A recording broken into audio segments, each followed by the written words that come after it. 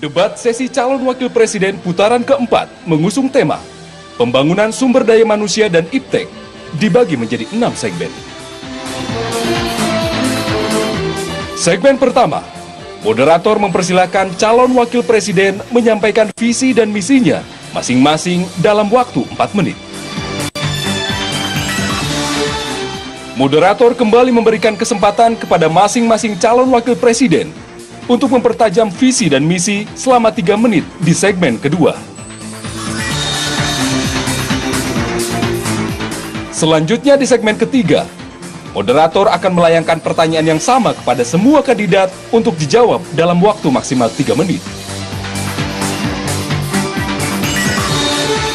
Masing-masing calon wakil presiden diberikan kesempatan 2 kali untuk saling bertanya pada segmen keempat. Pada segmen kelima dan keenam, kedua calon wakil presiden akan diberikan kesempatan untuk bertanya, menjawab, menanggapi, sekaligus menyempurnakan jawaban. Di bagian akhir, keduanya diberikan waktu masing-masing 2 menit untuk menyampaikan pernyataan penutup.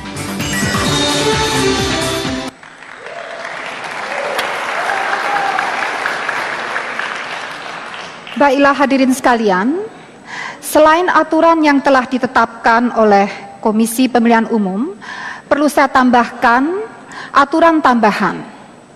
Aturan yang pertama, tepuk tangan dari para hadirin hanya diperkenankan setelah para kandidat selesai berbicara.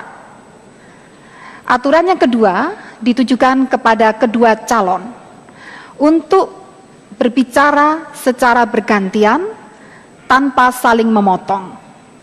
Demikianlah aturan yang harus kita tegakkan selama acara debat ini. Nah, hadirin sekalian, untuk memberikan semangat kepada kedua kandidat kita, saya persilakan untuk memberikan aplaus yang meriah.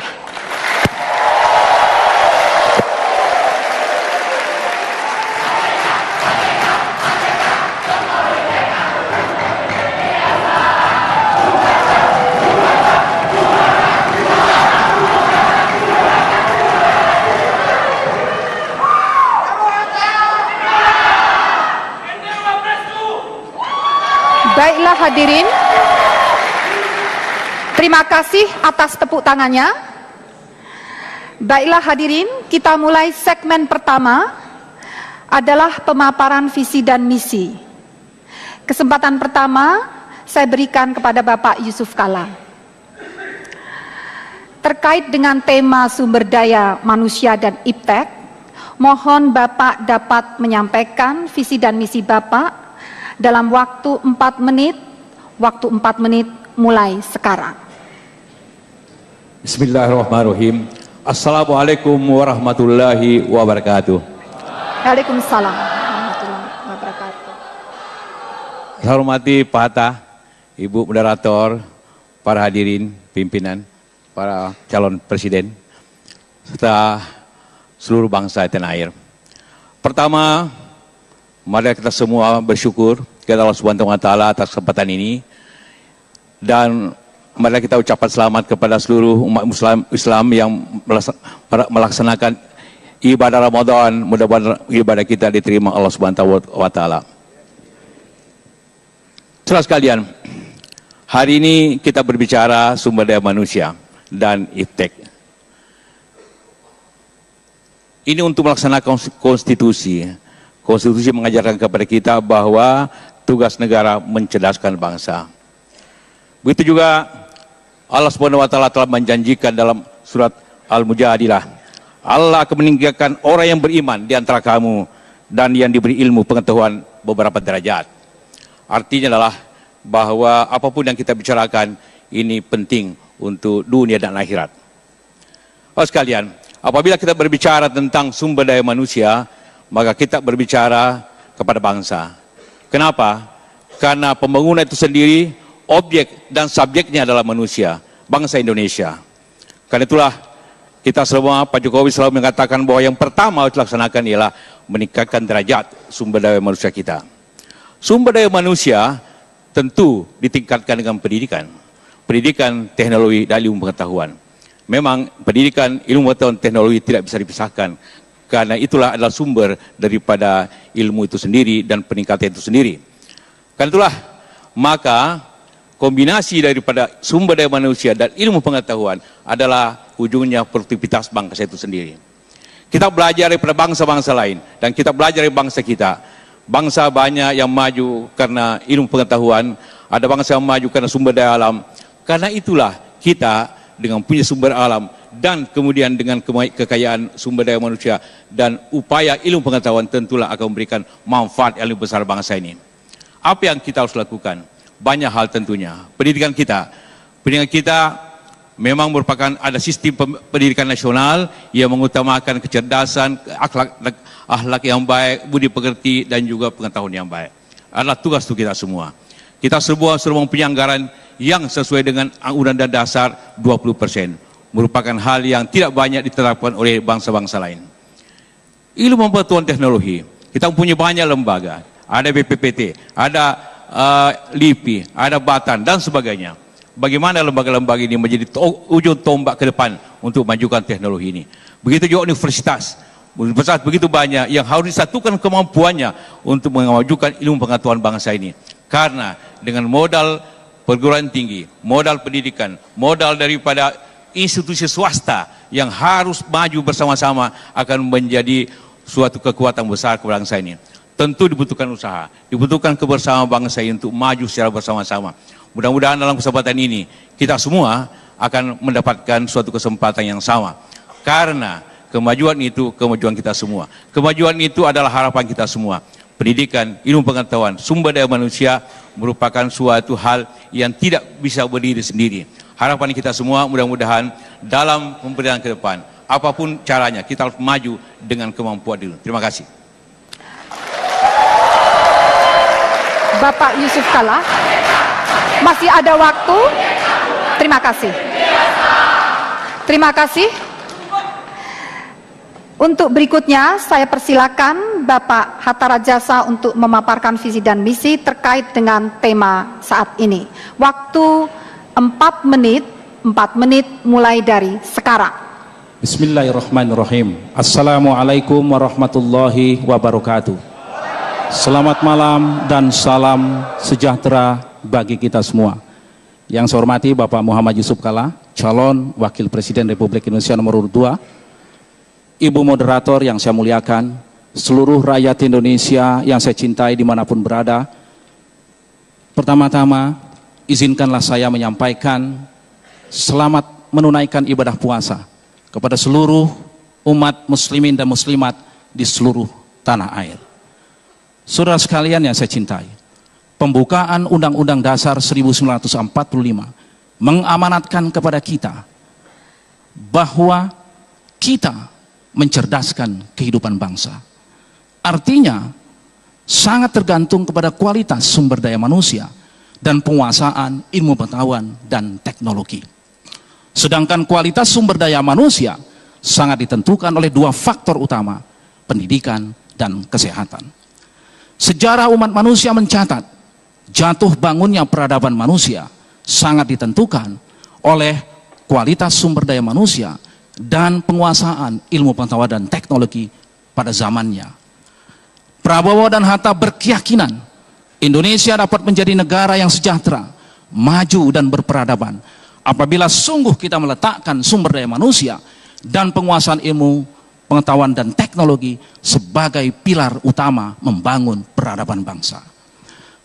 Kata kunci dan tantangan yang kita hadapi adalah sejauh mana kita dapat menjamin seluruh warga bangsa kita untuk dapat menikmati pendidikan yang inklusif, berkeadilan, berkualitas, sedini mungkin, setinggi mungkin, menjangkau seluas mungkin.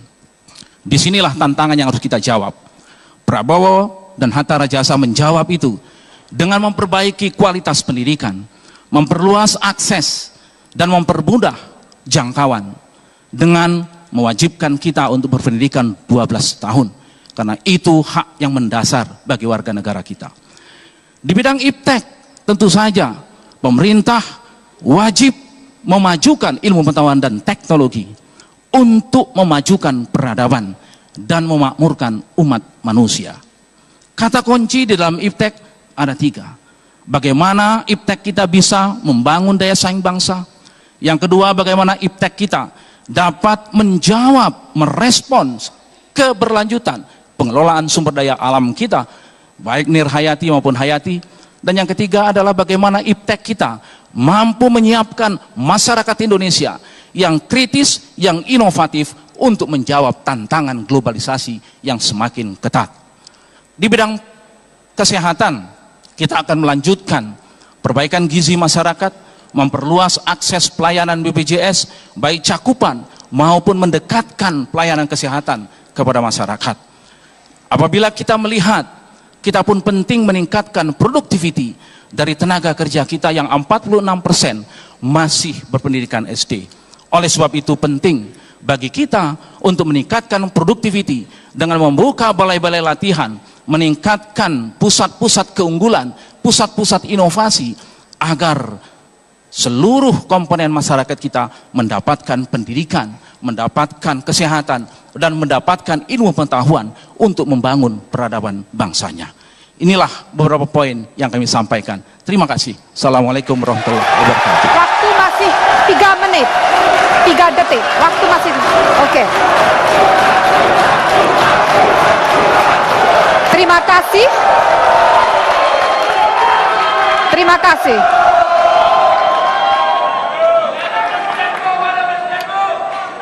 Baik hadirin sekalian, telah kita ikuti bersama pemaparan visi dan misi oleh kedua calon. Untuk segmen berikutnya, kita akan masuk pada pendalaman visi dan misi. Namun sebelumnya, kita ikuti jeda berikut.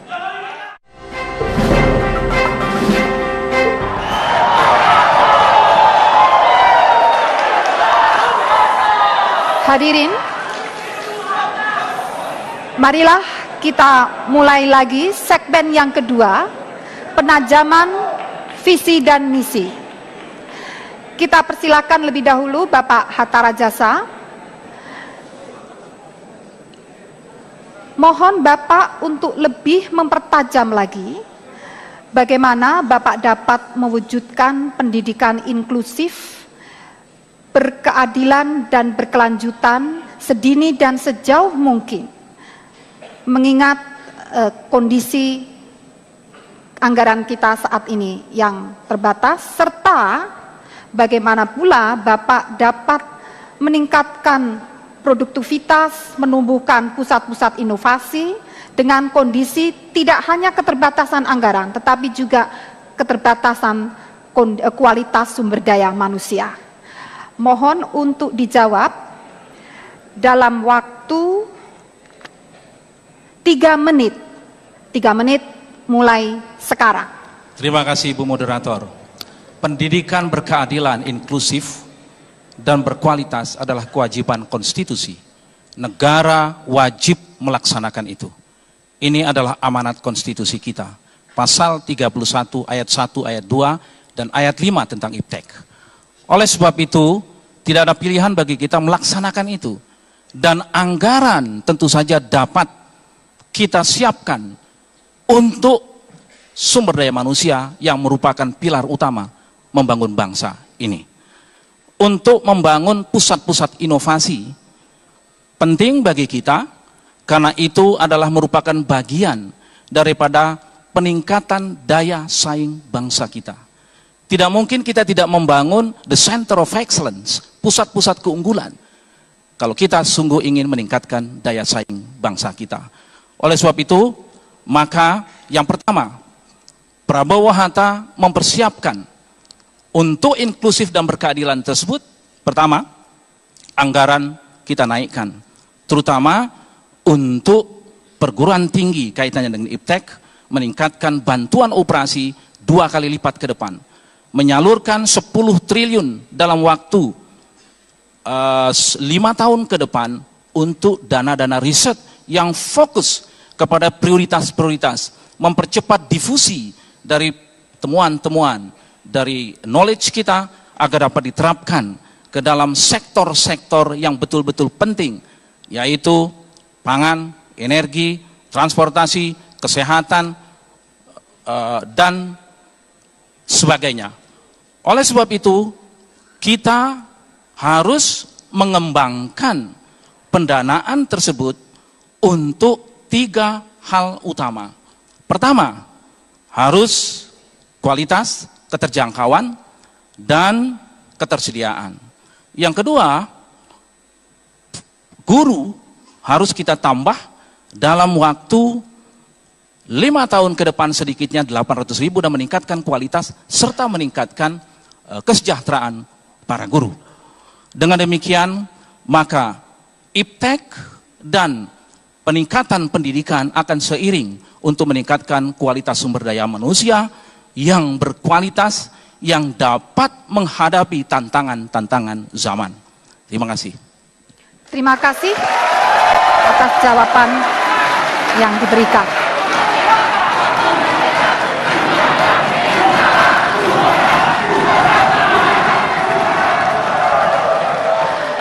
Berikutnya kepada Bapak Yusuf Kalla, dalam visi misi Bapak menegaskan pentingnya pendidikan nasional untuk meningkatkan kecerdasan, akhlak, dan budi pekerti.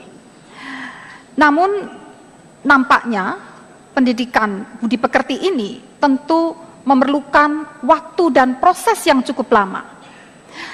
Bagaimanakah Bapak yakin dalam periode, seandainya Bapak terpilih, dalam periode pemerintahan Bapak, mampu menyusun strategi untuk meningkatkan pendidikan budi pekerti, dan dengan menyadari kesenjangan SDM yang ada di berbagai wilayah Indonesia, bagaimana Bapak yakin dapat memajukan inovasi IPTEK? Waktu 3 menit, 3 menit dimulai dari sekarang. Terima kasih, Ibu. Pendidikan budi pekerti dapat diterapkan dari semua mata pelajaran. Tidak khusus pendidikan budi pekerti. Kita bisa masukkan pendidikan budi di sejarah. Kita bisa masukkan budi pekerti di matematika, disiplin, bagaimana mengatur disiplin, bagaimana mengatur. Jadi pendidikan budi pekerti tidak berarti hanya pengetahuan ilmu pekerti saja. Contohnya bahasa Indonesia. Kita bisa mengajarkan cerita yang heroik. Kita bisa mengambil contoh-contoh yang baik. Kita hilangkan cerita tentang kancil yang cenderung untuk menipu begitu. Kita hilangkan itu contohnya.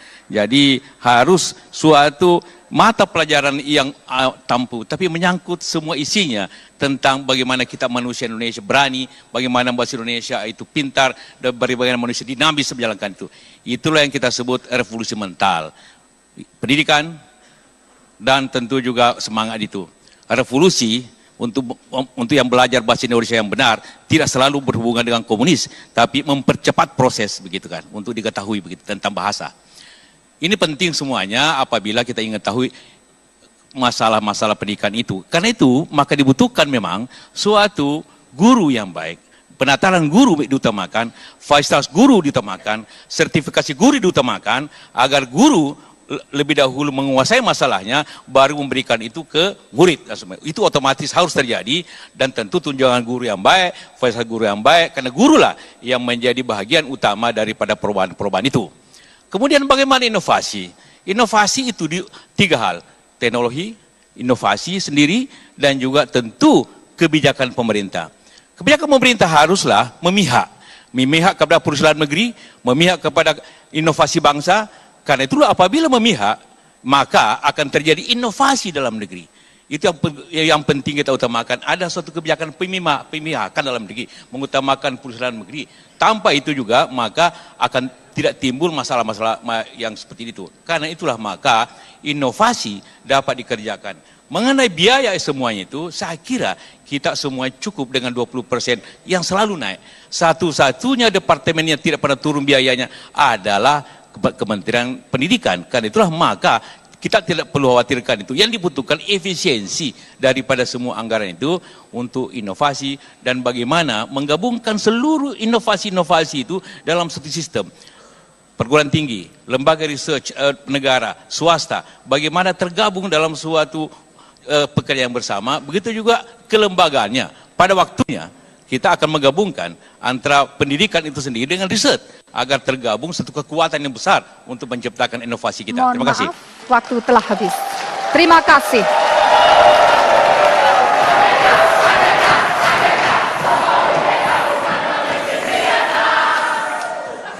Hadirin sekalian, telah kita ikuti bersama pendalaman visi dan misi.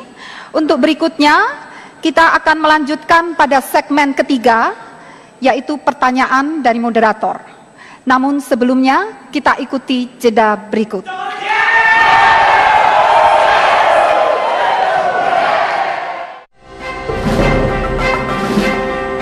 Saya sampaikan lebih dahulu kepada Bapak Yusuf Kalla.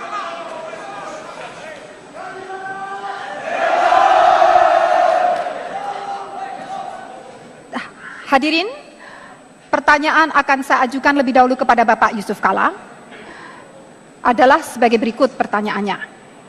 Menyadari adanya kesenjangan yang lebar dalam kualitas sumber daya manusia dan penyebarannya di berbagai daerah di Indonesia, serta daya saing SDM yang relatif masih rendah di pasar global, maka bagaimanakah kebijakan Bapak untuk mengatasi hal tersebut? Di sisi lain, sebagian dari SDM kita yang unggul justru memilih berkarya di luar negeri. Maka, bagaimanakah pula upaya yang akan Bapak lakukan untuk mencegah mengalirnya SDM berkualitas ini? Waktu kita berikan 3 menit mulai sekarang. Terima kasih Ibu Moderator. Seperti kita pahami bahwa SDM yang tingkatannya berbeda tentu diakibatkan oleh pendidikan yang berbeda baik jumlah dan mutunya. Maka tentu langkah yang pertama ialah pendidikan nasional betul-betul menasional. Harus ada keseimbangan, karena itulah ada pemetaan untuk bagaimana pendidikan di daerah tertentu yang kurang, kemudian ditingkatkan mutunya karena dia kurang. Begitu juga jumlah pendidikan, juga distribusi guru dan fasilitas-fasilitas tentu diabaikan. Dan dorongan agar masyarakat juga ikut dalam pendidikan itu. Yang kedua, langkah-langkah pertukaran guru perlu kembali diadakan, sehingga guru-guru di daerah-daerah yang tentu kurang akan dibantu oleh daerah lebih. Kita mengapresiasi Indonesia Mengajar oleh Saudara Anies, itu salah satu cara bagaimana memberikan suatu pemerataan daripada sumber daya manusia. Begitu juga lapangan kerja, sumber daya manusia juga tergantung kepada kesenjangan ekonomi. Apabila ekonomi kita harus diratakan, baik di timur dan di barat, maka faktor sumber daya manusia akan berubah. Jadi dua hal yang tentu, pendidikannya dan proses ekonominya harus diperbaiki. Yang kedua tadi, bagaimana tadi Ibu mengatakan tentang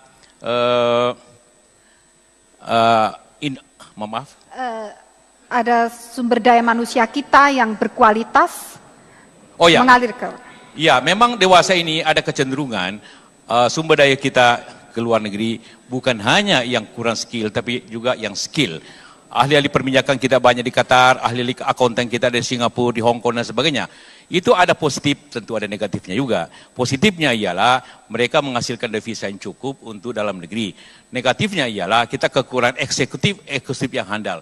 Solusinya ialah eksekutif yang baik itu mendapat remunerasi atau gaji sesuai dengan skala profesinya. Bukan hanya dengan skala nasional, tapi skala profesinya. Dia dihargai sesuai profesinya.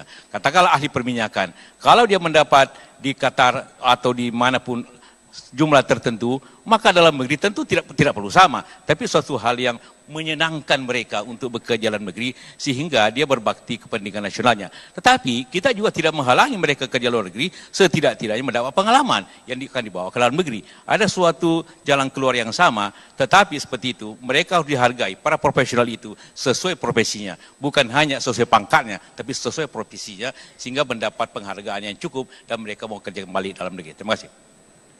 Terima kasih, waktu masih 2 detik.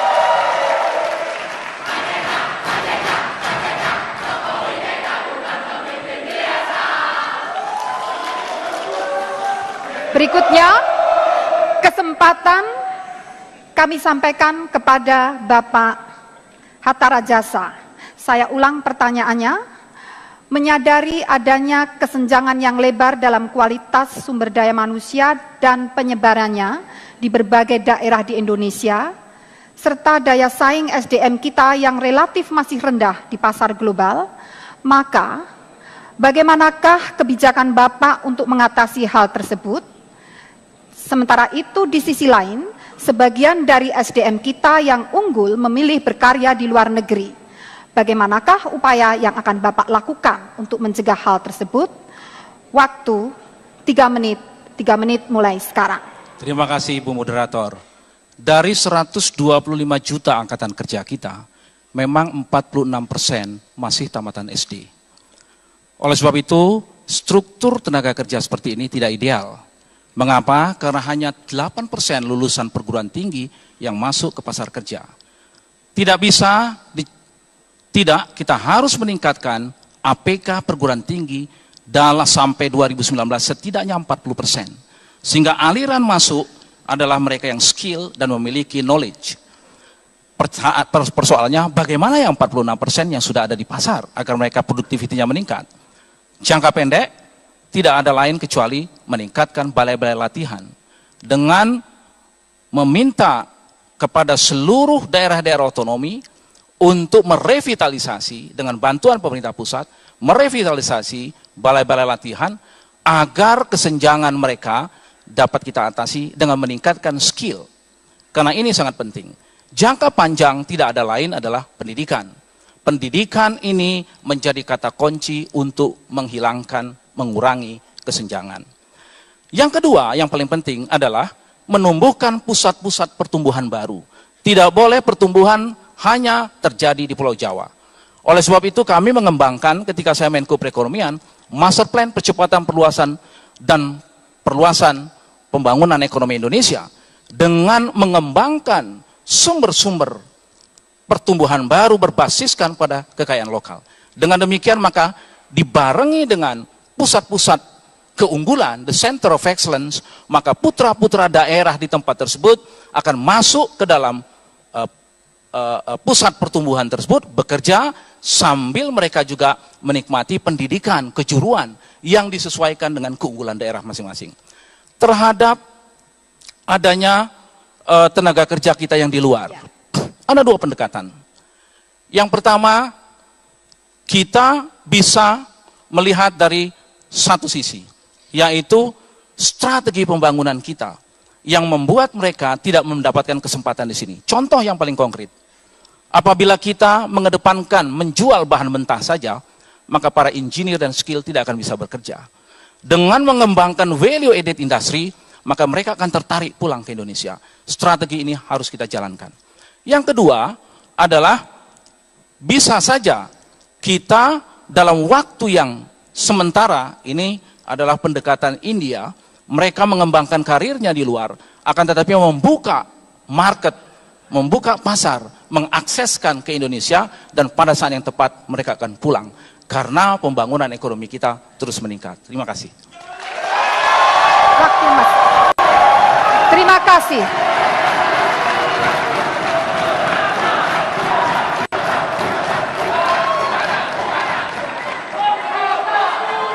Baiklah, kita lanjutkan dengan pertanyaan yang kedua.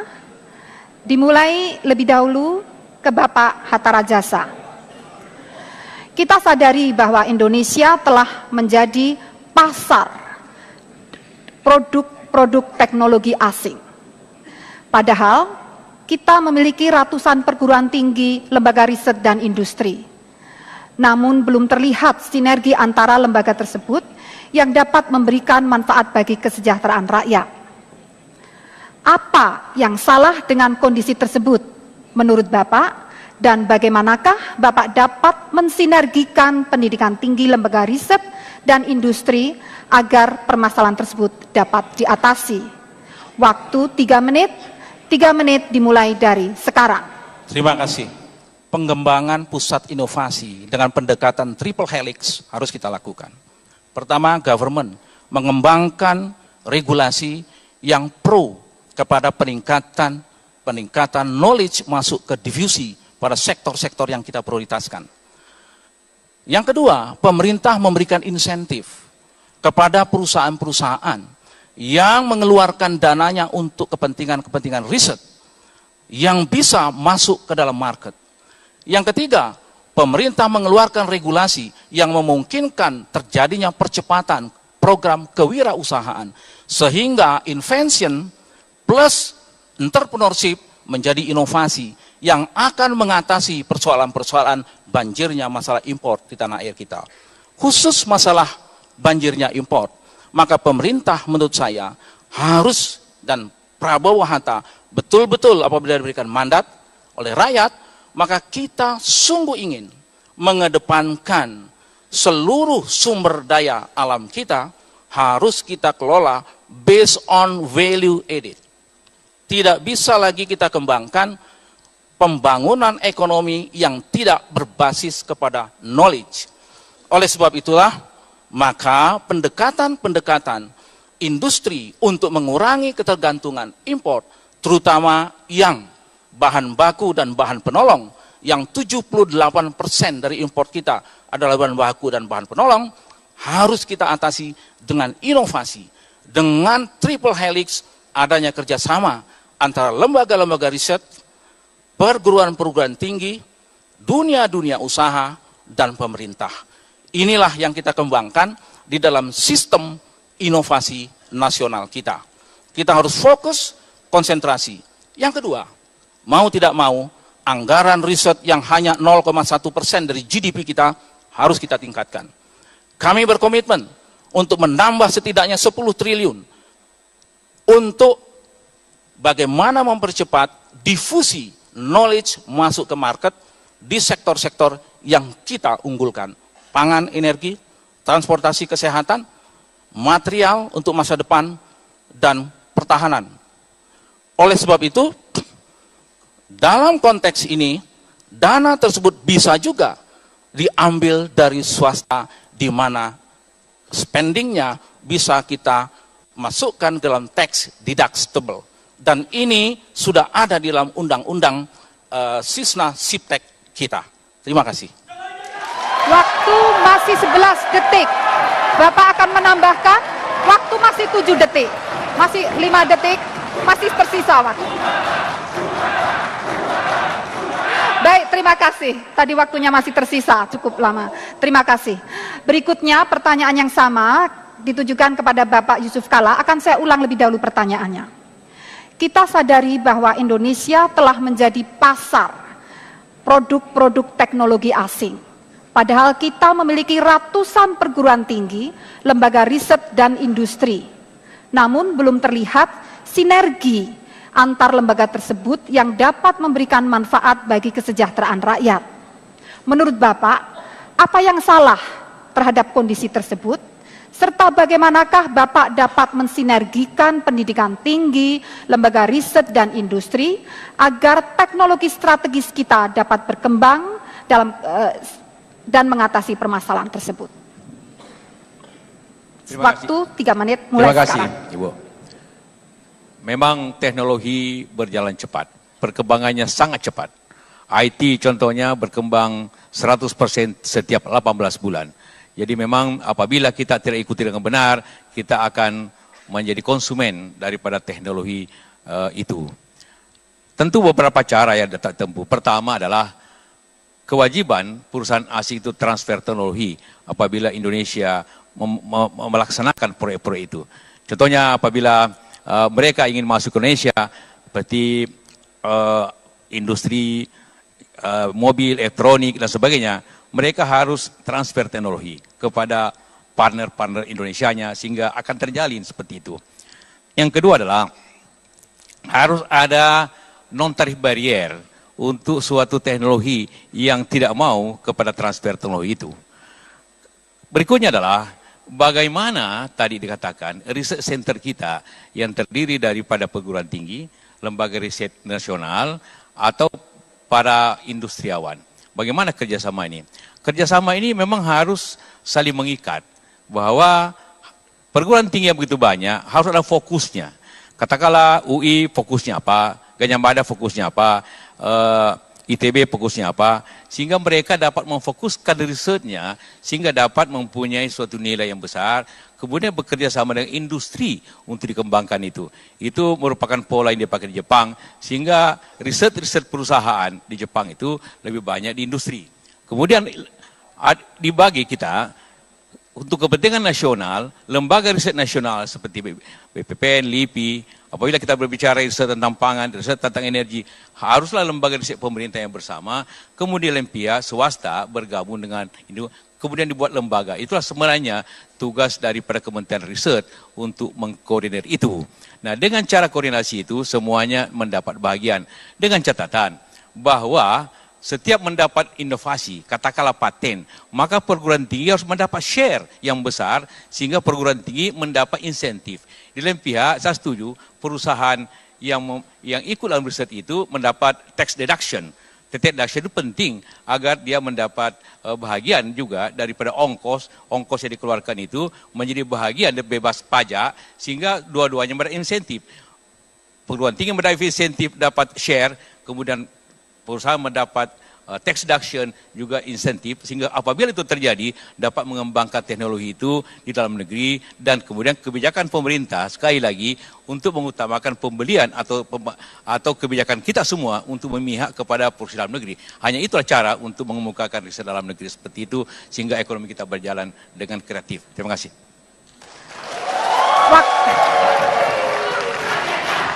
Terima kasih.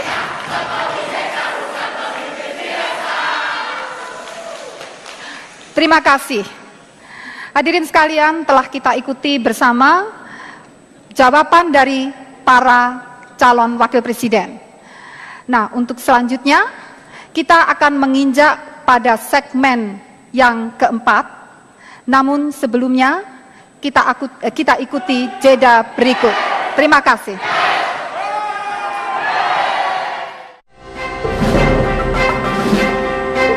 Bertanya. Kesempatan pertama, saya sampaikan kepada Bapak Hatta Rajasa untuk mengajukan pertanyaan kepada Bapak Yusuf Kala dalam waktu 1 menit. 1 menit mulai dari sekarang. Terima kasih Pak Muhammad Yusuf Kala. Saya bertanya yang ringan saja Bapak. Untuk pencerahan saya, kita banyak mengenal revolusi. Dan kita tahu revolusi biasanya suatu proses yang memang terkadang sulit dikendalikan dibandingkan reformasi misalkan. Nah, kira-kira bagaimana revolusi mental itu? Apakah memang ada suatu values di tanah air kita yang memang sudah tidak sesuai lagi sehingga harus ada revolusi? Misalkan values Pancasila yang kita ketahui sebagai filosofis bangsa kita. Terima kasih Bapak. Terima kasih. Mohon Pak Yusuf Kala untuk menjawab dalam waktu 2 menit. 2 menit mulai sekarang. Ya, revolusi jangan disalahartikan seakan-akan suatu pemberontakan, tidak.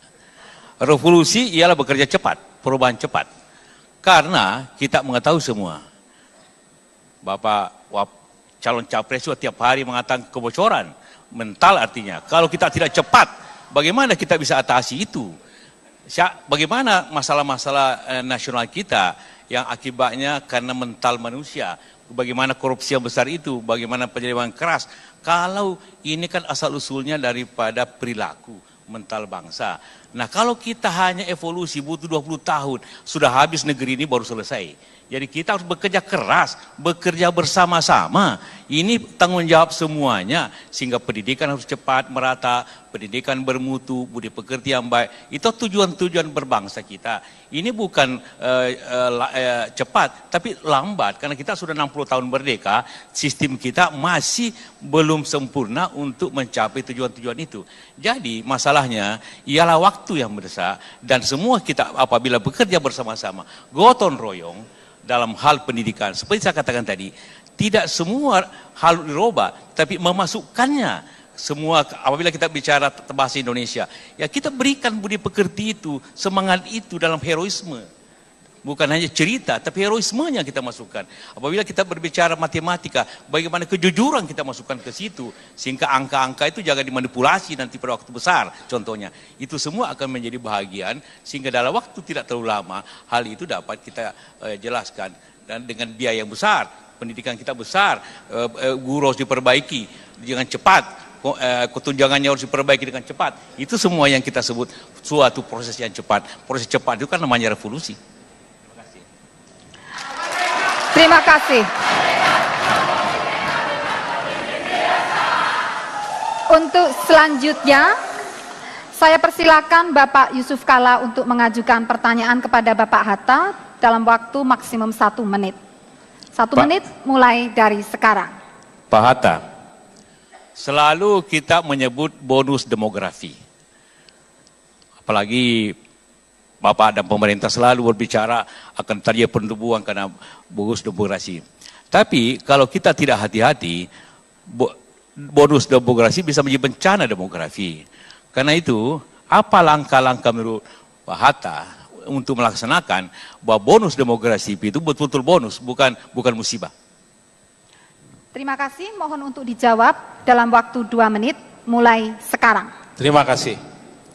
Bonus demografi harus betul-betul kita manfaatkan, karena hanya sekali dan tidak akan terulang kembali.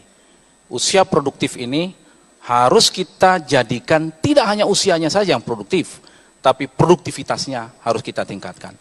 Tidak ada jalan lain, 2 saja Pak JK. Pertama pendidikan.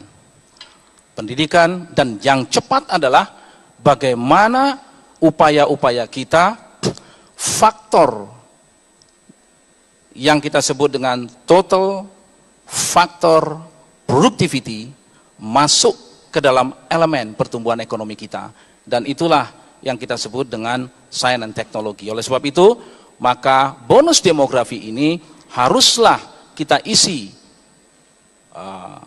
masyarakat Indonesia dengan ilmu pengetahuan dan berkemampuan teknologi, sehingga bonus demografi tersebut dapat meningkatkan pertumbuhan neto akibat dari bonus demografi tersebut.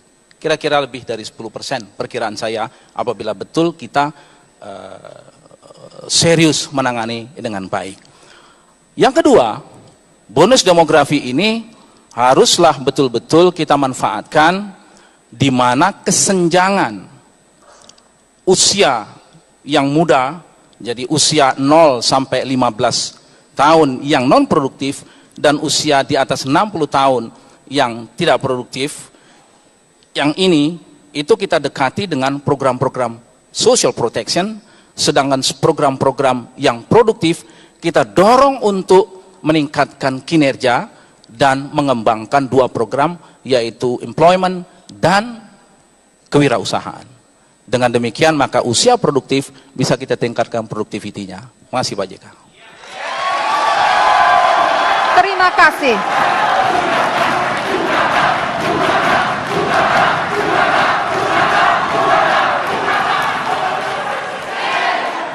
Berikutnya, saya persilakan Bapak Hatta Rajasa untuk memberikan pertanyaan kepada Bapak Yusuf Kalla dalam waktu maksimum 1 menit.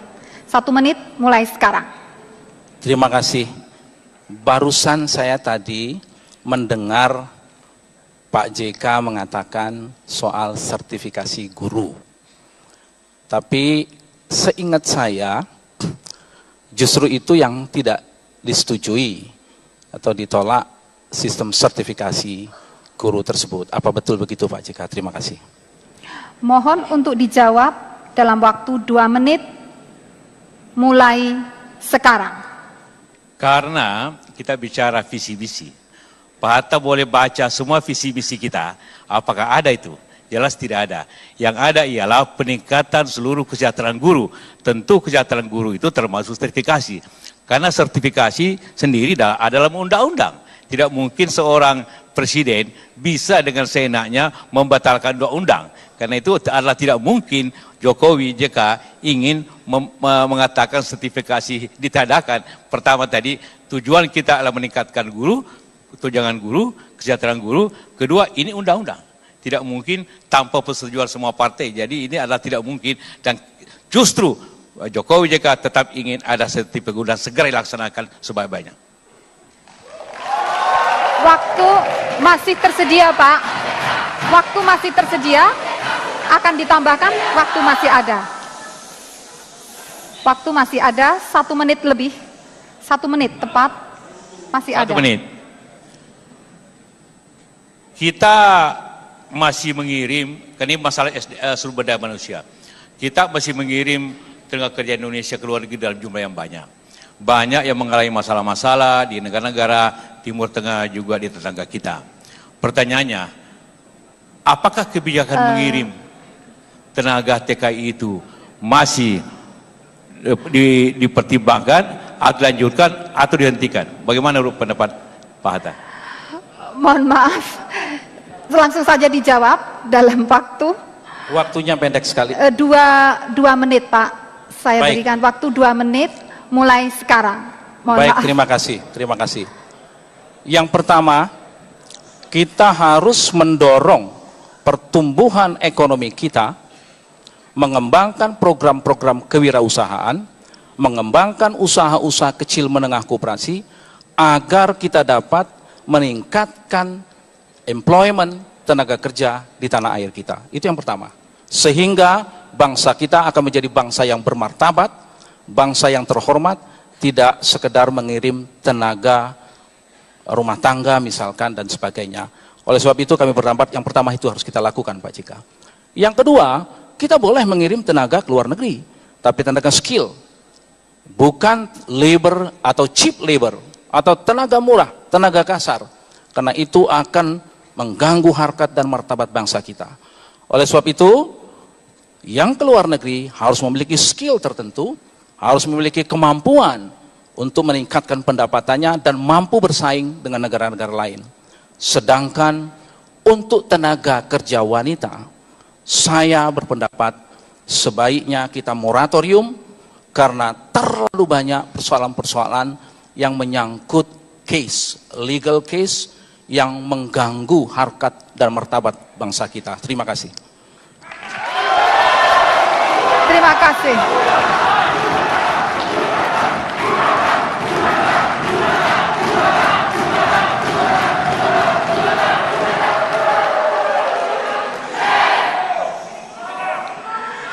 Hadirin sekalian, nampaknya perdebatan acara ini, debat ini semakin seru, dan tentunya pada segmen berikutnya kita akan melanjutkan dengan segmen saling berdebat.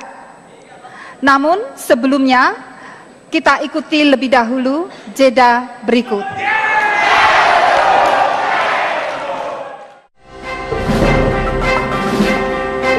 Saling debat. Dan untuk kesempatan pertama, saya persilakan Bapak Yusuf Kalla bertanya kepada Bapak Hatta Rajasa dalam waktu maksimum 1 menit. Silakan mulai sekarang. Pak Hatta, setiap kali debat, Pak Prabowo mengatakan tentang kebocoran luar biasa daripada keuangan negara, artinya korupsi daripada itu. Pertanyaannya, apakah Anda ketahui itu selama di pemerintahan bahwa ada kebocoran 3 triliun per hari? Kedua, apakah karena korupsi pasti diperbuat oleh penyelenggara negara, pegawai negeri dan penyelenggara lainnya, anggota DPR, apakah sumber daya manusia penyelenggara negara sebegitu jeleknya sehingga bisa terjadi itu? Itu silakan. Silakan Terima kasih. untuk dijawab 2 menit mulai sekarang. Terima kasih Pak JK, pertanyaannya cukup bagus. Saya perlu menjelaskan, Pak Prabowo Subianto, capres kami, tidak mengatakan kebocoran itu bersumber 1.000 triliun dari APBN. Bagaimana mungkin? APBN kita 1.800 triliun. Akan tetapi yang dimaksud adalah potential loss yang bisa terjadi di dalam perekonomian kita. Saya beri contoh Pak JK. Yang dimaksud dengan potential loss, misalkan apabila kita hanya pandai menjual bahan mentah saja, maka kita tidak mendapatkan value added sama sekali. Atau kita tidak menjaga kekayaan alam kita yang dicuri, maka kita mengalami potential loss. Atau misalkan kita menjual gas ataupun batu bara yang harga marketnya terlalu murah dan kita tidak bisa melakukan renegosiasi karena itu, maka ini adalah potential loss. Potential loss ini bisa terjadi karena kelemahan manajemen. Pemerintahan Pak SBY sudah melakukan perbaikan ke arah situ. Jadi tidak betul kalau 1.000 triliun itu kebocoran dari APBN. Terima kasih Pak JK.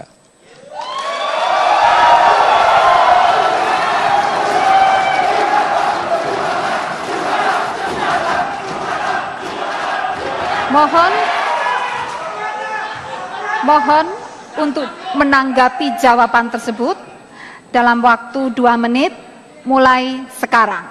Ya, kalau itu kebocoran tentu juga tercermin di KPK atau kejaksaan. Apakah itu begitu besarnya itu termasuk karena mafia minyak, mafia daging, atau mafia bibit, atau mafia gula yang sebar di KPK, ataupun penyelesaiannya bagaimana menurut Anda? Tadi belum dijawab, apa usaha menyelesaikan itu apabila katakanlah Anda diberikan amanah? Persoalan mafia, persoalan hukum, serahkan kepada KPK. Mohon maaf, mohon tanggapan ini ditanggapi dalam waktu 2 menit mulai sekarang. Terima kasih. Pak JK, apapun yang namanya mafia, mafia hukum, mafia minyak, mafia apapun, adalah tindak kejahatan. Serahkan kepada penegak hukum, KPK akan bertindak untuk itu. Akan tetapi kalau yang dimaksud adalah mengapa kita mengimpor minyak, Pak JK kan bagian dari pemerintahan KIP 1. Tahu mengapa kita mengimpor minyak. Bahkan angka psikologis 1 juta barrel turun ke angka 900.000 justru di zaman Pak JK. 12% declining. Pemerintah sekarang, Pak SBY, menahan declining tersebut pada angka 3-5%. Memang menurun, secara natural itu terjadi. Oleh sebab itu mengimpor minyak bukan sebuah kejahatan. Akan tetapi apabila ada tindak kejahatan, maka KPK, polisi, kejaksaan akan turun tangan melakukan tindakan hal seperti itu. Saya setuju bahwa kita harus memperbaiki tata kelola pemerintahan kita dengan baik, good governance, transparan, dan akuntabel. Terima kasih Pak JK.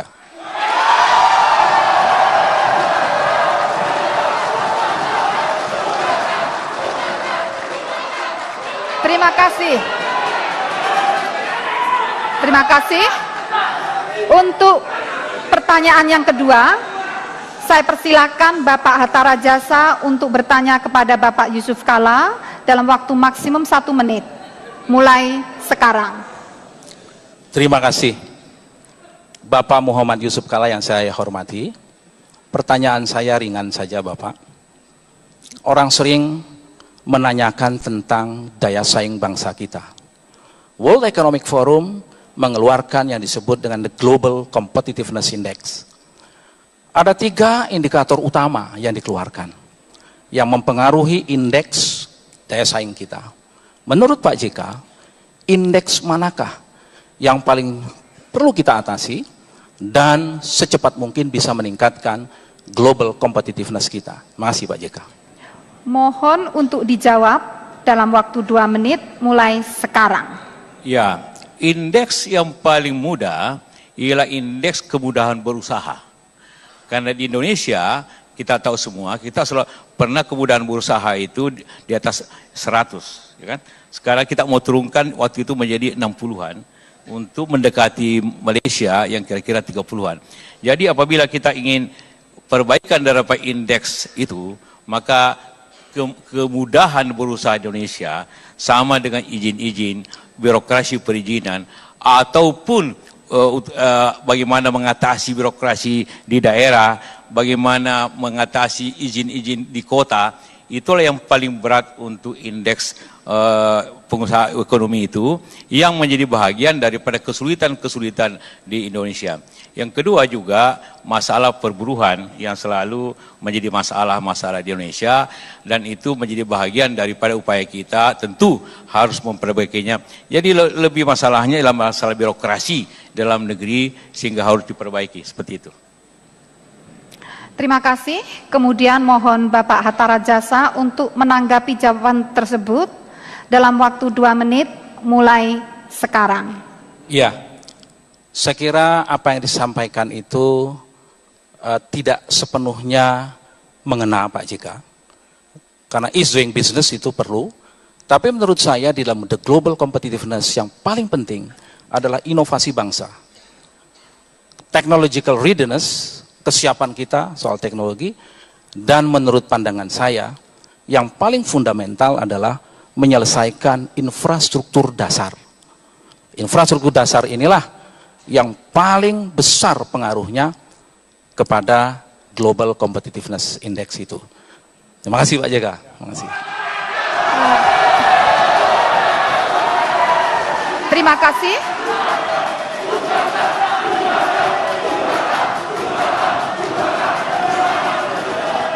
Berikutnya, saya mohon Bapak Yusuf Kalla untuk menanggapi tanggapan tersebut dalam waktu 2 menit mulai sekarang. Ya, tadi memang karena meminta pendapat saya. Dan dalam pembahasan juga di pemerintahan, waktu sama si pemerintahan, itulah yang selalu menjadi bahagian upaya yang harus diselesaikan. Bahwa infrastruktur penting.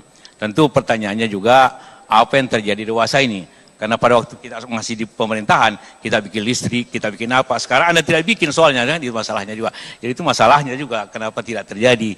Jadi bahwa infrastruktur penting, tapi infrastruktur tidak hanya diucapkan, dilaksanakan Pak Hatta. Jadi kalau kita bicara akan, semua di sini bicara akan, tapi bagaimana melaksanakannya itu yang penting. Jangan mati lampu listrik, kita harus susah, kita pidato, begitu kan, itu yang terjadi di Jakarta ini. Jadi saya setuju bahwa infrastruktur tapi tidak dipidatokan, tetapi dilaksanakan. Terima kasih. Terima kasih.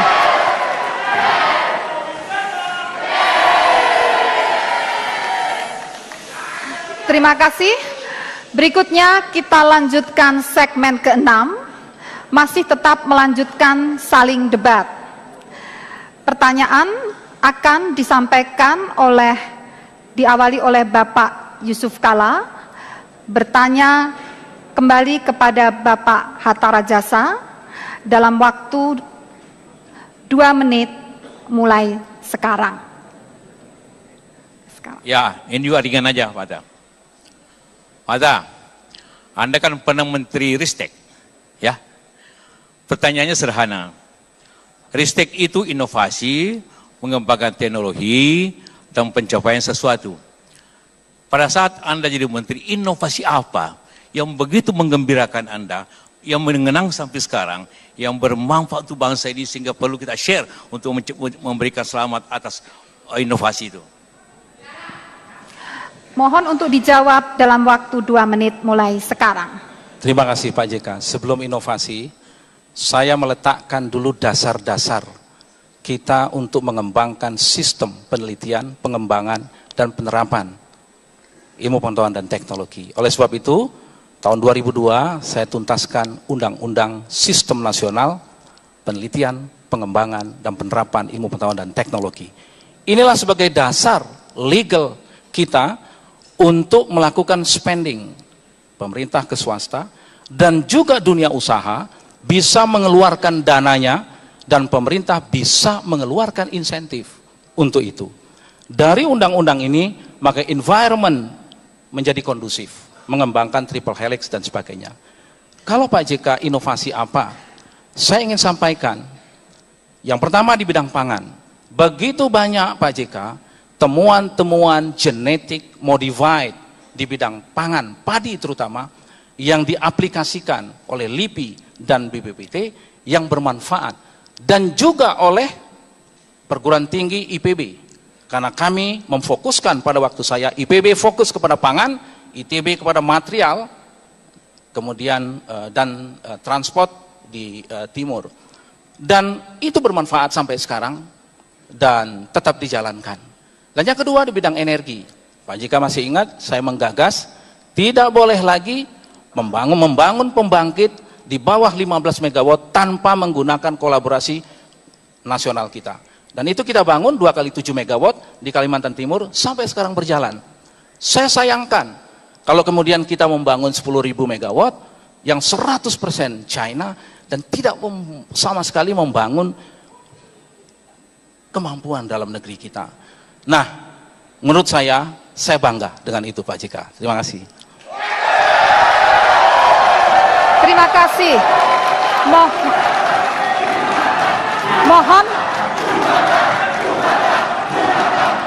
Mohon untuk ditanggapi jawaban tersebut. 2 menit mulai sekarang. Terima kasih. Jadi turut berbangga bahwa hasilnya undang-undang tadi, bukan inovasi teknologi yang pokok gitu kan. Tadi benar, kalau inovasi bibit, tapi kita masih impor beras makin banyak malah. Nanti pada zaman 98 justru, 2008, 2009 kita swasembada pangan. Minta maaf waktu saya di pemerintahan. Tapi setelah itu impor lagi. Jadi bagaimana terjadi bibit yang diciptakan itu ternyata impor terus seperti itu. Ini penting untuk diketahui bahwa memang kita harus konsekuen kepada pelaksanaan daripada hal tersebut untuk mencapai suatu swasembada, kontinuitasnya dan sebagainya. Tentang listrik yang diimpor Cina di atas 100 mega. Anda tahu, semua di bawah 50 ke bawah itu diberikan kepada pengusaha nasional untuk mengembangkan teknologi nasional. Itu aturannya pada zaman 10.000 itu. Jadi bukan, justru kita bikin aturannya. Yang di bawah 50 harus pusat negeri. Tetap konsekuen seperti itu. Bahwa ada yang tidak selesai, saya tidak tahu kenapa PLN tidak selesai seperti itu. Itu masalahnya. Terima kasih.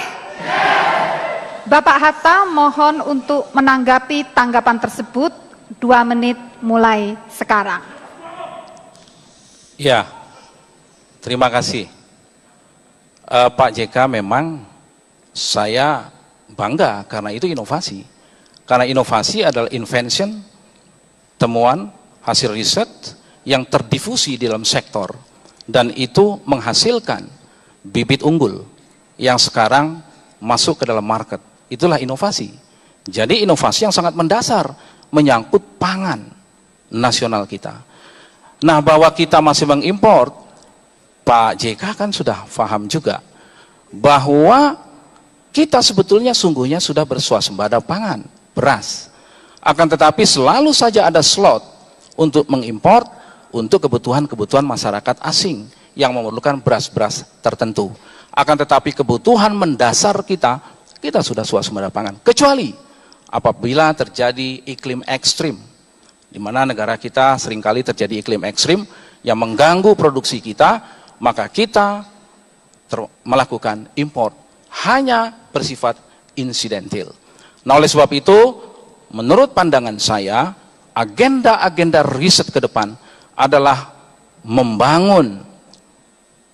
mengembangkan riset-riset yang sungguh berkaitan dengan sustainability pangan dan energi kita. Terima kasih Pak JK.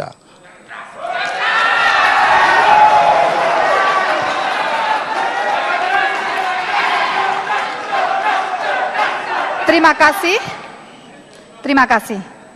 Kemudian giliran berikutnya saya persilakan Bapak JK, mohon maaf, saya persilakan Bapak Hatta Rajasa untuk bertanya kembali kepada Bapak JK dalam waktu 2 menit mulai sekarang.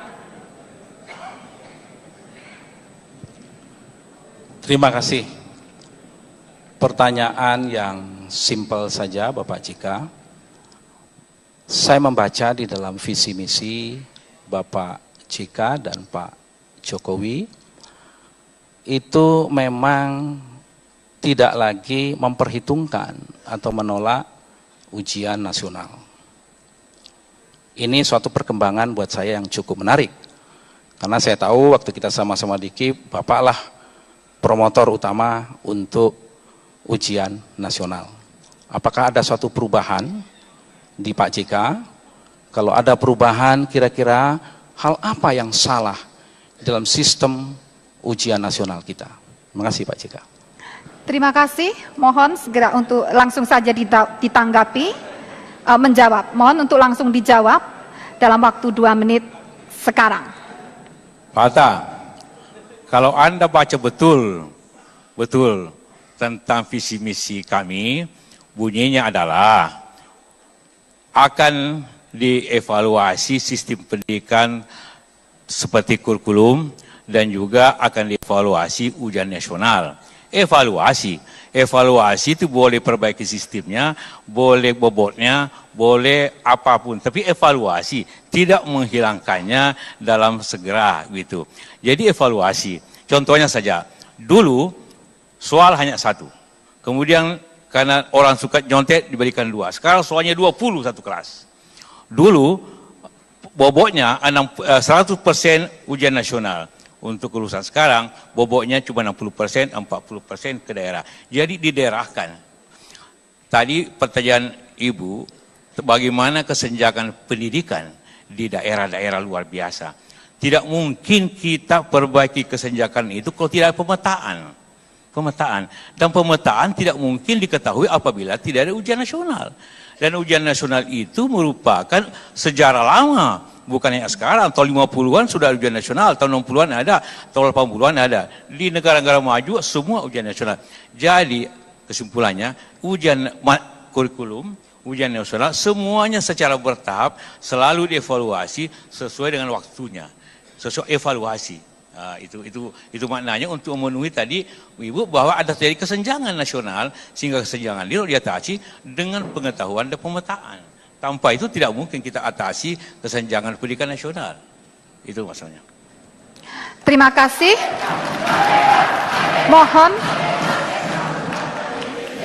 Mohon Bapak Hatta Rajasa untuk menanggapi jawaban yang telah disampaikan Bapak Yusuf Kala. Terima kasih Pak JK Mulai penjelasannya. Tapi saya belum puas karena apa yang dievaluasi. Dan kalau membaca itu runtun, memang yang ditolak itu adalah penyeragaman, penyamarataan.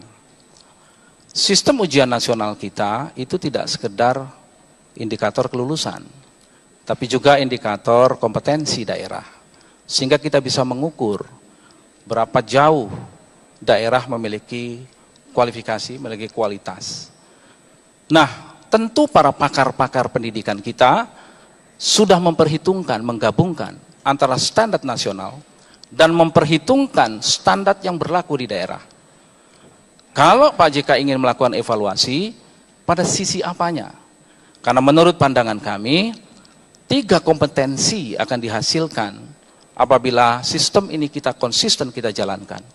Yang pertama tentu kompetensi knowledge, yang kedua itu kompetensi skill, dan yang ketiga tentu adalah kompetensi attitude. Dan 3 ini tentu attitude ya attitude Republik Indonesia. Jangan nanti kita justru tidak memiliki suatu identity karena sistem kita yang tidak menganut kepada satu katakanlah perpaduan antara nasional dan daerah tersebut. Pertanyaan saya adalah bagaimana yang dievaluasi pada sisi apanya? Terima kasih. Bapak Yusuf Kala, ya. Mohon untuk menanggapi tanggapan tersebut dalam waktu 2 menit mulai sekarang. Saya ingin memberikan dulu pengalaman kita sama-sama menteri waktu itu, 2003. Bagaimana mutu pendidikan pada waktu itu? Kalau kita uji nasional dengan angka 3,5, 60% tidak lulus. Angka 5, maka sekarang terpas waktu itu diluluskan dengan angka 3,5. Bayangkan nilai pendidikan nasional, lulus dengan 3,5. Sekarang naik 5,5 angka lulusan, alhamdulillah yang lulus di bawah 1%, yang tidak lulus. Jadi luar biasa kemajuannya. Evaluasi itu adalah terus-menerus dibuat sehingga akan terjadi suatu perubahan-perubahan yang baik daripada sistem itu. Evaluasi bisa sistemnya, bisa kontennya, bisa pelaksanaannya. Semua tergantung seperti dulu saya katakan lagi, dulu 100% penilaian oleh nasional, sekarang sisa 60%. Itu juga evaluasi. Jadi banyak hal yang bisa evaluasi secara terus-menerus untuk mencapai hal yang baik. Terima kasih atas tanggapan untuk menanggapi pertanyaan sebelumnya. Baiklah hadirin, selanjutnya kita akan menuju ke closing statement, pernyataan penutup.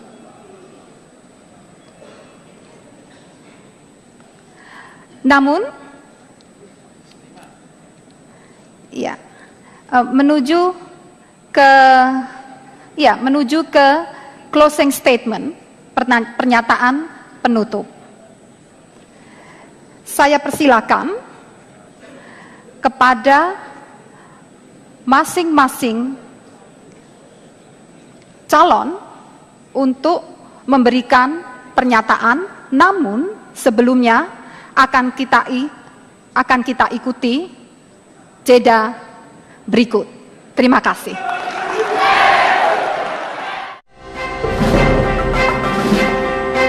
Sebelum kita memberikan closing statement, kita masih akan melanjutkan saling debat.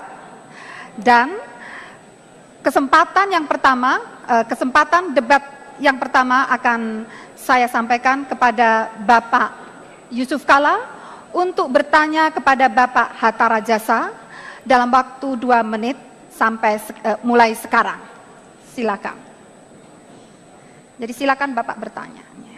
Pak Hatta, kita sudah bicara banyak tentang SDM. Sekarang kita bicara kelembagaan. Kita tahu dari tadi lembaga riset nasional ada LIPI, ada BPPT, ada Batan, dan banyak sekali. Bagaimana cara menyatukan sehingga kita efisien dalam hal riset dan hasilnya bisa terukur, sehingga bukan hanya biayanya memang kecil, tapi hasilnya harus terukur berapapun biaya daripada hal tersebut. Tentu apalagi kita berusaha meningkatkan biaya, sehingga biaya dan hasil harus terukur untuk mencapai hasil itu. Bagaimana menurut Anda yang kita capai? Silakan untuk dijawab dalam waktu 2 menit sekarang. Terima kasih. Kita punya 7 lembaga di bawah Kementerian Riset dan Teknologi yang semuanya memiliki kompetensi masing-masing. Misalkan LIPI, Lembaga Ilmu Pengetahuan Indonesia, banyak melakukan riset-riset dasar, termasuk riset sosial. BPPT melakukan bukan lembaga riset, BPPT itu Badan Pengkajian dan Penerapan Teknologi. Jadi semacam clearinghouse teknologi sebetulnya, idenya ke sana. Dan kalau dulu namanya Bako Surtanal, yang sekarang menjadi lembaga spasial, itu punya kompetensi tersendiri pula. Demikian juga Bapeten, mengawasi nuklir. Batan adalah melakukan riset-riset nuklir yang sangat maju di Indonesia, terutama di dalam ilmu-ilmu kedokteran. Pertanyaannya yang pertama, kita tidak perlu misalkan memaksakan 7 lembaga tersebut harus sama melakukan riset. Mereka memiliki kompetensi. Akan tetapi yang paling penting adalah bagaimana output dari lembaga-lembaga tersebut dapat terdifusi di dalam sektor-sektor yang sungguh memberikan manfaat, bisa kita katakan sebagai inovasi dan sebagainya. Yang paling penting yang kedua adalah jangan ada redundan di dalam penelitian karena anggaran terbatas. Tapi juga saya menganjurkan kepada lembaga-lembaga tersebut, apabila kami terpilih, untuk berkolaborasi dengan dunia swasta perguruan tinggi agar terjadi apa yang disebut triple helix untuk menghasilkan inovasi bagi bangsa kita. Terima kasih Pak JK. Terima kasih. Mohon Bapak untuk memberikan tanggapan 2 menit mulai sekarang. Yang saya maksud tadi, akuntabilitas daripada riset itu harus juga terjamin sehingga apabila kita ingin tingkatkan biaya, kita tahu juga apa yang dicapai dengan yang dicapai. Bahwa mereka berbeda-beda segmen otomatis pasti, tapi harus tetap terkoordinasi. Karena Menteri Riset, mungkin bukan BPPT yang mengkoordinasinya, tapi Menteri Risetnya yang harus mengkoordinasi daripada hasil-hasilnya, sehingga hasil-hasil jelas untuk kebaikan semua. Karena tadi hampir semuanya kita merasa bahwa riset kita belum mampu untuk mengatasi dinamika kemajuan teknologi sehingga kita kemasukan teknologi yang paling banyak dari luar. Itu yang saya maksud bahwa bagaimanapun koordinasi dan ukuran-ukuran keberhasilan itu tetap harus kita punyai. Baik, terima kasih Bapak Yusuf Kalla. Berikutnya Bapak Hatta, saya mohon untuk menanggapi tanggapan tersebut 2 menit sekarang. Terima kasih Ibu Moderator. Tentu saja Bapak JK yang terhormat, koordinasi harus dilakukan. Oleh sebab itu 7 lembaga itu berada langsung di bawah koordinasi Kementerian Riset dan Teknologi. Nah, kita setuju bahwa harus ada penajaman pada riset-riset yang bisa cepat terdifusi di dalam sektor-sektor. Setuju. Oleh sebab itu, koordinasi yang menyangkut anggaran, koordinasi yang menyangkut riset-riset yang betul-betul diperlukan oleh bangsa ini, saya menyebutkan 6 yang terpenting sekali: pangan, energi, transportasi, pertahanan, kedokteran dan kesehatan, dan menyangkut kebumian, termasuk juga di dalamnya adalah maritim kita. Nah, ini memang penajaman pada sisi itu harus kita lakukan agar semakin cepat aliran dari knowledge menuju ke inovasi untuk membangun perekonomian bangsa kita. Saya setuju.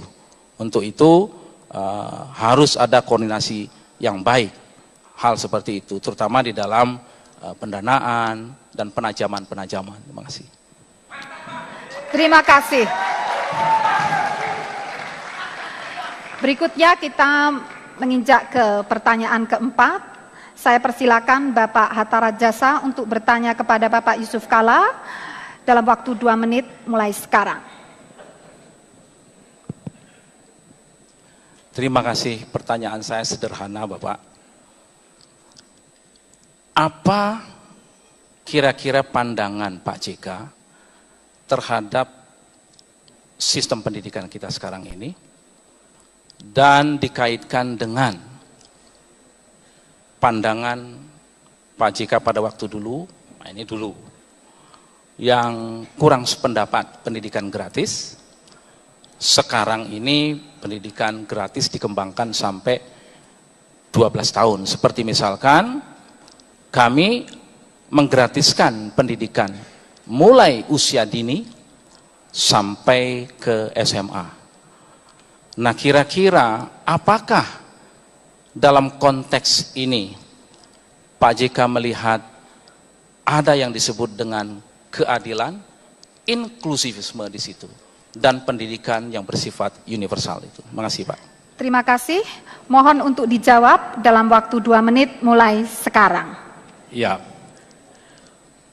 pendidikan gratis adalah keniscayaan, sudah terjadi sesuai aturan. Otomatis kita harus laksanakan bahwa kita boleh berbeda pandang sebelumnya, tapi begitu kita sepakat maka kita sepakat. Itu yang saya ingin sampaikan. Kenapa harus ada crop subsidi? Karena apabila tidak ada crop subsidi antara mampu tidak mampu, maka akan terjadi 2 kelas pendidikan. Pendidikan gratis penting, namun bagi yang mampu ternyata membayar puluhan kali lipat daripada seharusnya karena dia inklusif di sekolah-sekolah yang kata quote unquote sekolah internasional.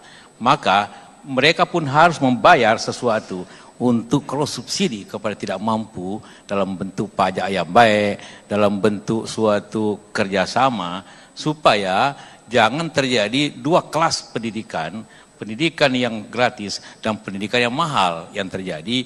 Harus ada kerjasama keduanya, walaupun tentu kita setuju dan kita harus menjalankan sekolah gratis itu yang kita kenal dengan Indonesia Pintar dan sebagainya, karena sangat penting untuk rakyat. Tapi realitanya adalah masyarakat yang mampu, mungkin juga cucunya Pak Hatta sekolah di mana? Sekolah di mana cucu? Sekolah gratis atau sekolah mahal? Cucunya Pak Hatta? Ya, anak atau cucu? Belum sekolah. Oh, belum sekolah. Anak sekolah mahal tidak murah. Artinya seperti itu. Ini untuk diketahui bahwa ada hal yang harus kita perbaiki sistem ini, sehingga tetap ada cross subsidi sehingga tidak menimbulkan dua macam sekolah yang berlebihan, sehingga dapat kita menjamin arah pendidikan nasional yang benar, seperti itu. Terima kasih. Kemudian berikutnya Bapak Hatta mohon menanggapi jawaban tersebut. 2 menit mulai sekarang. Terima kasih Bapak JK. Saya masih belum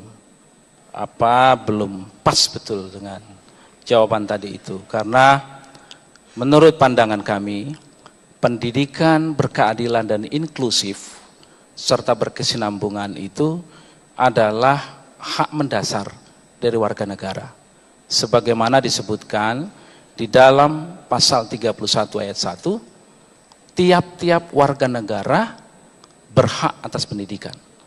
Ayat 2-nya mengatakan setiap warga negara wajib memenuhi pendidikan dasar. Pemerintah wajib membiayai. Inilah yang disebut dengan inklusif berkeadilan, tidak membedakan. Sedangkan apabila ada kaya dan miskin, tidak tercermin di dalam sekolah gratis. Yang kaya akan membayar pajak lebih besar daripada yang miskin.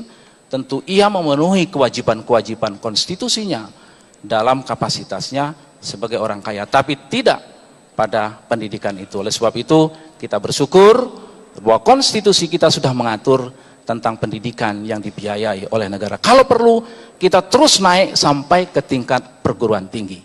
Terima kasih Pak JK. Terima kasih. Berikutnya saya mohon Bapak Yusuf Kalla untuk memberikan tanggapan terhadap tanggapan tadi dalam waktu 2 menit mulai sekarang. Ya, saya ingin tegaskan bahwa kita Jokowi JK sangat setuju dan mendorong sekolah gratis sejak lama. Yang saya arahkan ada kerjasama antara sekolah yang mempunyai fasilitas lengkap karena itu membayar, sehingga sekolah-sekolah sekitarnya ada kerjasama dapat memakai fasilitas sekolah-sekolah itu untuk justru pemerataan lingkungannya. Jadi sekolah-sekolah yang bayar mahal, satu murid 2 juta, 3 juta per hari, fasilitas lengkap, lapangan bolanya dan sebagainya, mungkin dibutuhkan kerjasama itu sekolah sekitarnya, sehingga dapat orang yang membayar itu juga memberikan share kepada orang yang sekolah gratis yang tidak mempunyai fasilitas yang cukup. Itu yang saya maksud, bahwa harus ada cross subsidi antara sekolah yang mahal dan sekolah yang gratis, sehingga terjamin suatu korelasi, tidak menimbulkan gap-gap di antara masyarakat sekitarnya. Seperti itu. Terima kasih hadirin sekalian. Demikianlah seluruh acara debat. Namun kita lanjutkan dengan pemberian dengan penyampaian closing statement.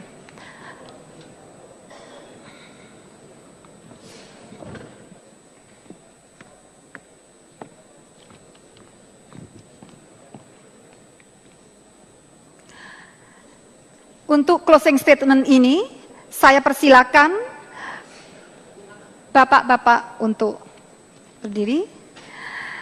Kemudian closing statement yang pertama akan disampaikan oleh Bapak Hatta Rajasa dalam waktu 2 menit mulai sekarang. Assalamualaikum warahmatullahi wabarakatuh. Rakyat Indonesia yang saya cintai dimanapun berada, para ibu-ibu, para pedagang asongan, para nelayan, para buruh, para dokter, para perawat, para teknisi, semua yang ada di seluruh tanah air. Mari sejenak kita bayangkan, mimpi kita adalah agar masa depan anak-anak kita lebih baik, lebih cerah, dan ibu-ibu tidak mengkhawatirkan masa depan anak-anaknya. Oleh sebab itu, kita harus bekerja keras, membangun bangsa ini, sungguh menjadi negara kesatuan Republik Indonesia yang merdeka, bersatu, berdaulat, adil dan makmur. Mari sejenak kita bayangkan, seandainya sumber daya alam kita depleted, habis karena non-renewable, pasti habis. Pertanyaan kritis kita, apakah negara kita akan kolaps? Apakah kita akan divided? Apakah kita akan tersisih? Jawabannya tidak. Karena Prabowo Hatta mengedepankan konsep pembangunan, meletakkan sumber daya manusia dan kemampuan ilmu pengetahuan dan teknologi sebagai pilar utama membangun bangsa yang kita cintai ini. Energi kita bisa habis, tapi kecerdasan anak-anak, ibu-ibu yang kita didik akan melahirkan generasi-generasi tangguh yang akan menjawab tantangan pada zamannya. Insya Allah Indonesia akan menjadi negara yang maju, negara yang sejahtera, negara yang disegani macan di Asia dan disegani di dunia. Ibu-ibu, terima kasih kepada istri saya, kepada keluarga saya, dan kepada sahabat saya. Terima kasih semuanya. Assalamualaikum warahmatullahi wabarakatuh. Terima kasih.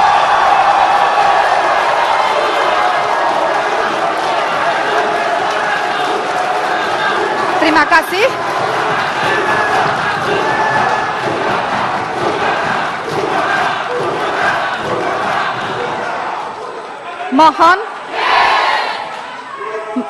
Mohon kemudian kita lanjutkan dengan closing statement yang kedua dari Bapak Yusuf Kalla.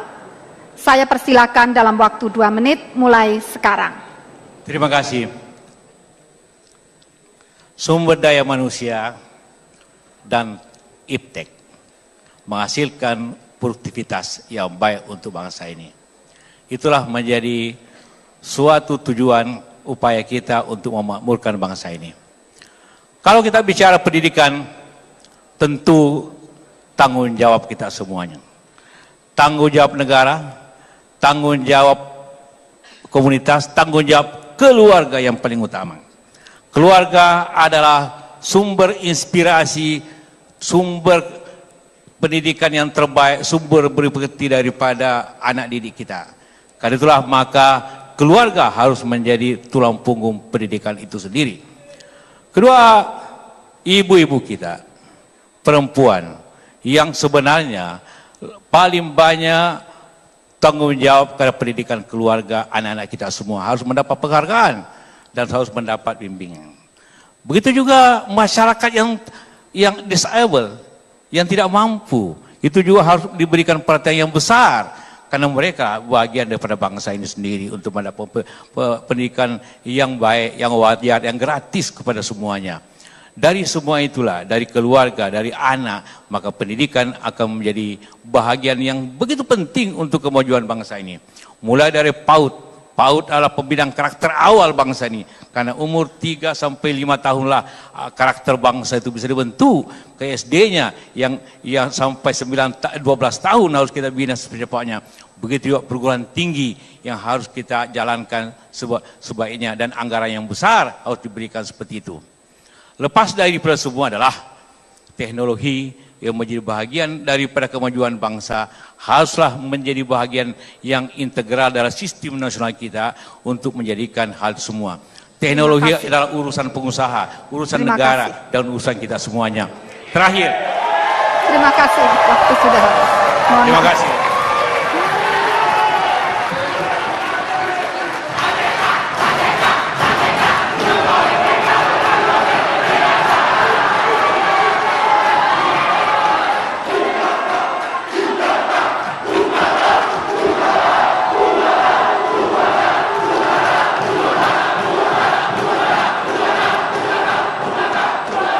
Hadirin, hadirin, hadirin, hadirin. Demikianlah rangkaian acara debat calon wakil presiden malam ini, dan debat putaran berikutnya akan dilaksanakan 5 Juli 2014. Semoga debat ini dapat memberikan pencerahan dan memantapkan pilihan Anda pada tanggal 9 Juli mendatang untuk memilih pemimpin yang baik menuju Indonesia yang lebih maju. Sebagai penutup, marilah kita bersama menyanyikan lagu Bagimu Negeri.